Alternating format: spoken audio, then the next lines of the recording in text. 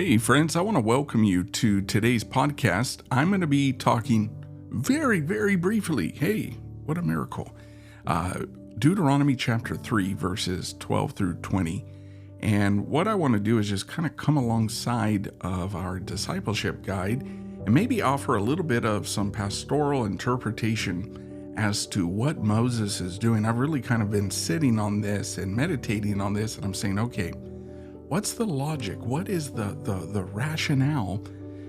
Because as we talked about yesterday and as part of our reading, and I know that there's some overlap into today, we saw Moses just trying to impart some encouragement into the lives of God's people, reminding them of some past victories so that they can know that God is with them, right? I mean, it's a beautiful reminder to our lives.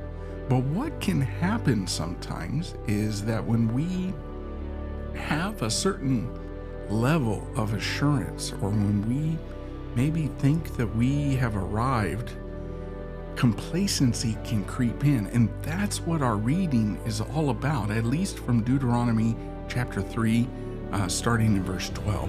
And so he reminds them of the incident that took place back in the book of Numbers.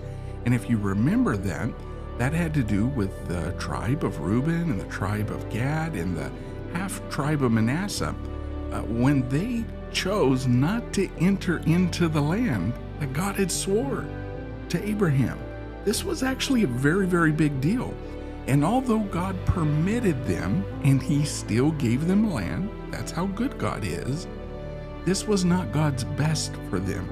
And so I believe that what Moses is doing right now, after instilling hope and reminding them of victories, he's reminding them of even a bigger enemy than the things that we can see, those big, ugly giants, right? It's the enemy that can enter within our own heart. And it really is becoming complacent, not wanting to advance, not wanting to move forward, not wanting to seize or apprehend all of God's promises. And I've got to tell you, this is a real temptation that we have. And so we are called to fight the good fight of faith. And so I just wanted to come on here briefly, offer you some maybe some logic and maybe some rationale behind that.